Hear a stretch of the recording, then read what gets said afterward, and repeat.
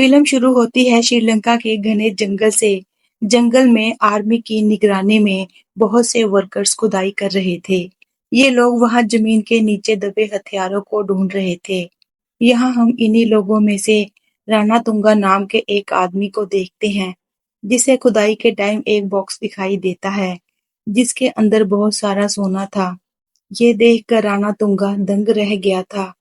ये बात वो अपने भाई सोमलू को बताते हुए कहता है, क्या जिंदगी भर मजदूर की तरह काम करना है या फिर इस टाइम को बदलना है।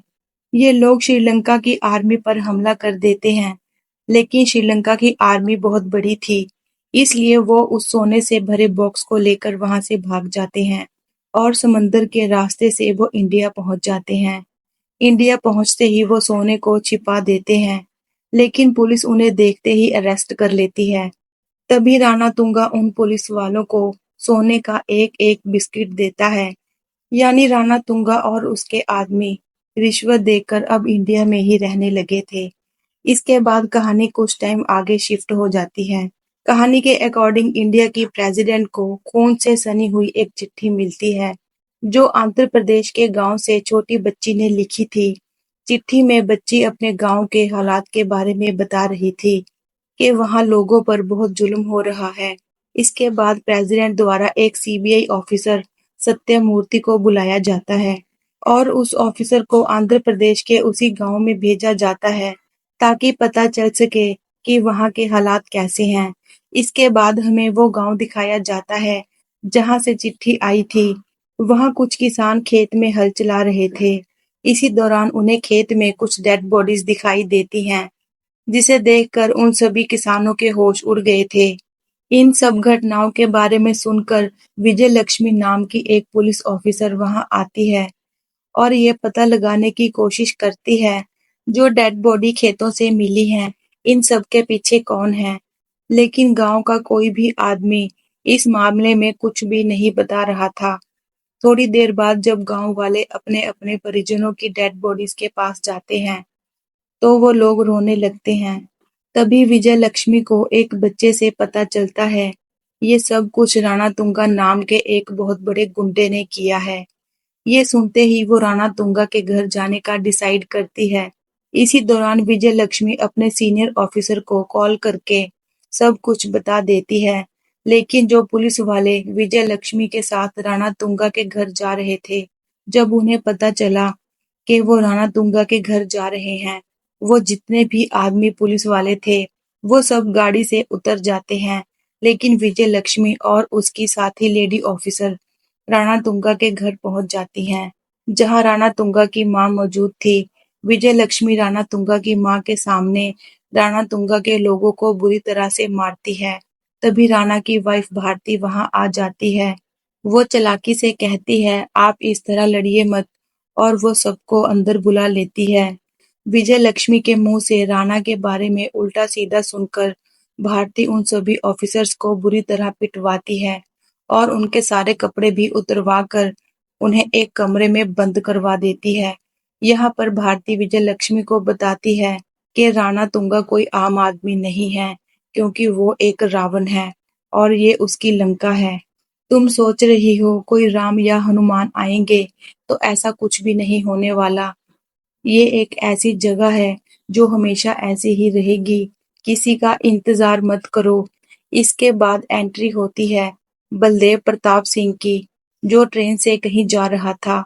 तभी ट्रेन एकदम से रुक जाती है, क्योंकि आगे एक मालगाड़ी पलट गई थी। इसलिए ट्रेन चलने में कुछ टाइम लग सकता है। बलदेव को बहुत भूख लगी थी, इसलिए खाना खाने के लिए वो एक ढाबे में पहुंच जाता है और इडली खाने लगता है। वैसे तो बलदेव नॉर्थ इंडिया से था, इसलिए उसे इडली खाने की आदत नहीं थी, लेकिन यहाँ आकर वो इडली खाने लगता है। थोड़ी देर बाद वहाँ कुछ गुंडे आते हैं। उनका धक्का लगने के कारण बलदेव के हाथ से प्लेट नीचे गिर जाती है और सारा खाना खराब हो जाता है। बलदेव उस गुंडे के पास जाकर उसे सॉरी बोलने को कहता है। ये सुनकर वो गुंडा जोर जोर से हंसने लगता है और कहता है, जानता भी है तू किससे सॉरी बोलने को कह रहा है। इसके बाद वो बलदेव पर हमला कर देता है, लेकिन बलदेव उन गुंडों की बहुत बुरी तरह से धुलाई करता है। बलदेव उन गुंडों को बस सॉरी बोलने को कह रहा था, लेकिन वो गुंडा कहता है वो राम सुब्बा रेड्डी का आदमी है, जो एक बहुत बड़ा मंत्री है। ये सुनने के बाद बलदेव रेड्डी के पास पहुंच जाता है और वहां जाकर गुंडों समेत रेड्डी को भी बहुत मारता है। लेकिन रेड्डी भी सॉरी नहीं बोलता। वो कहता है मेरे ऊपर सोमलू का हाथ है। बलदेव रेड्डी के साथ सोमलू के पास पहुंच जाता है, जो रजिस्ट्री डिपार्टमेंट में बैठा था। गांव के लोगों की जमीन हथियाने के लिए वो लोगों को डरा धमकाकर साइन करवा रहा था। तभी बलदेव वहां आ जाता है और सोमलू से कहता है सॉरी बोल दे भाई, मैं यहाँ से चुपचाप चला जाऊंगा। लेकिन यहाँ पर फिर से वही सब कुछ होता है और बलदेव फिर से उन गुंडों की धुलाई करता है। बहुत मार खाने के बाद सोमलू कहता है तू जानता नहीं मेरा भाई राणा है। अब बलदेव ने भी डिसाइड कर लिया था, वो राणा से ही सॉरी बुलवाएगा। बलदेव सोमलू को लेकर राणा के घर पहुंच जाता है।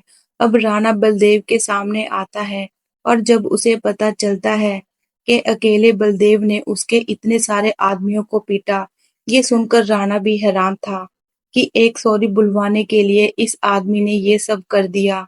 ये सब बातें सोमलू अपने भाई राणा को बता रहा था। अब यहाँ पर राणा बलदेव से सॉरी बोल देता है।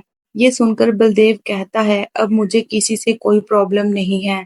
ये कहकर जब वो वहां से जाने लगता है तो बाहर उसे कुछ पुलिस ऑफिसर्स की वर्दी दिखाई देती है, जिनके ऊपर ब्लड भी लगा था।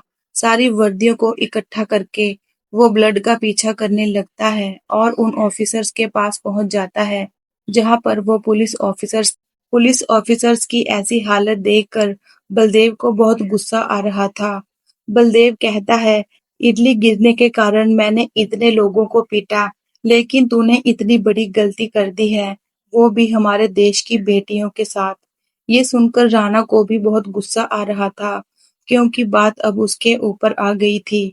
इसलिए अब दोनों ने एक दूसरे के ऊपर बंदूक तान दी थी। तभी राणा की वाइफ भारती ने वहां आकर राणा को रोक लिया। भारती राणा से कहती है हमारे यहाँ बहुत बड़ा काम होने वाला है, इसलिए अगर हमने अब कुछ भी किया तो प्रॉब्लम में फंस सकते हैं, इसलिए इसे यहाँ से जाने दो। बलदेव सभी लेडीज ऑफिसर्स को लेकर यहाँ से जाने लगता है, लेकिन राणा के आदमी बलदेव का पीछा कर रहे थे, क्योंकि वो उनको मारना चाहते थे। राणा के लोग उन पर फायरिंग कर रहे थे। एक लेडी ऑफिसर्स को गोली लगती है, वो बुरी तरह से घायल हो गई थी। बलदेव गांव के लोगों से मदद मांगता है, लेकिन कोई भी उनकी मदद नहीं करता। तभी बलदेव को राणा की कॉल आती है। राणा कहता है गांव में कोई भी तेरी मदद नहीं करेगा, मैं उन सभी लड़कियों को भी मार दूंगा और फिर तेरा चेहरा देखूंगा। ये सारी बातें सुनकर बलदेव विजय लक्ष्मी से पूछता है कि ये सब क्या हो रहा है और वो आदमी कौन है। तब विजय लक्ष्मी बताती है वो इस जगह का रावण है। इसके बाद कहानी को पास्ट में ले जाया जाता है, जहां हमें पता चलता है कि जिसका इस्तेमाल परमाणु जैसे हथियार बनाने में किया जाता है, वो मटेरियल इस गांव की जमीन के अंदर है। इसलिए राणा इस जमीन को खरीदना चाहता है और उस मटेरियल को निकालना चाहता है। इस डील में बहुत बड़े मंत्री भी शामिल हैं। इस डील का कॉन्ट्रैक्ट राणा को मिला है कि वो लोगों की जमीन को खाली करवाए। इसलिए जमीन हथियाने के लिए राणा ने आधे से ज्यादा लोगों को मार दिया। ये जानकर बलदेव मदद के लिए पुलिस स्टेशन जाता है, लेकिन पुलिस भी बलदेव के साथ मिली हुई थी। जब बलदेव कहता है मुझे राणा के खिलाफ कंप्लेंट करनी है, तब पुलिस वाला कहता है राणा को तुम इतनी आसानी से नहीं पकड़ सकते। और इसी बीच सारे पुलिस वाले बलदेव को एक चेन से बांध देते हैं और कहते हैं हम भी राणा की रोटी खाते हैं। वो सोमलू को फोन करके कहते हैं जल्दी से यहाँ आ जाओ, हमने बलदेव को बांध के रखा है। जैसे ही सोमलू यहाँ पर आता है तो बलदेव अपनी चेन खोलकर सारे गुंडों की धुलाई कर देता है। बलदेव उन पुलिस वालों को भी बहुत मारता है। बलदेव यहाँ पर बंधा इसलिए था ताकि पता कर सके यहाँ पर चल क्या रहा है और उन्हें सजा क्या दी जाए। बलदेव ने सोमलू और बाकी सबको मार दिया था। थोड़ी देर बाद जब राणा वहां पहुंचता है, लेकिन तब तक बलदेव वहां से जा चुका था। अपने भाई की डेड बॉडी देखकर राणा बहुत भड़क चुका था। तभी दूसरी तरफ ऑफिसर सत्यमूर्ति को राणा के बारे में सब कुछ पता चल जाता है कि राणा बहुत खतरनाक आदमी है और वो श्रीलंका से भागकर यहाँ आया है। पुलिस भी राणा के साथ मिली थी, इसलिए आर्मी ही सब हैंडल कर सकती थी। इसलिए एक सोल्जर जो वहाँ आसपास है, वो अकेला ही सारी प्रॉब्लम को सॉल्व कर देगा। उसका नाम है बलदेव प्रताप सिंह। बलदेव ने अकेले ही बहुत से ऐसे मिशन को पूरा किया है। दूसरी तरफ जमीन के लिए राणा गांव में जाकर लोगों से साइन करवाने लगता है। राणा ने अपने सभी गुंडों को बुला लिया था। तभी वहां बलदेव आ जाता है और उन गुंडों को मारने लगता है। बलदेव अकेले ही सब पर भारी पड़ रहा था। लास्ट में राणा और बलदेव की फाइट होती है, जिसमें राणा हार जाता है। सब गांव वाले मिलकर राणा को बहुत बुरी सजा देते हैं। इस तरह एक और रावण का अंत हो जाता है। राणा की वाइफ भारती खुद को शूट कर लेती है और राणा की मां को ये देखकर हार्ट अटैक आ जाता है। इसके बाद बलदेव उस छोटी बच्ची के पास जाता है जिसने प्रेसिडेंट को चिट्ठी लिखी थी। बच्ची ने कहा, अगर दोबारा से कोई मुसीबत आई तो आप आओगे ना? ये सुनकर बलदेव ने कहा, जब तुम मुझे याद करोगी मैं पहुंच जाऊंगा। इस तरह बलदेव प्रताप सिंह ने एक और मिशन कंप्लीट किया, वो भी अकेले। इसी सीन के साथ ये मूवी खत्म होती है। आपको ये वीडियो कैसी लगी हमें कमेंट करके बताएं। ऐसी ही और वीडियोस के लिए हमारे चैनल को सब्सक्राइब करें। मिलते हैं अगली वीडियो में।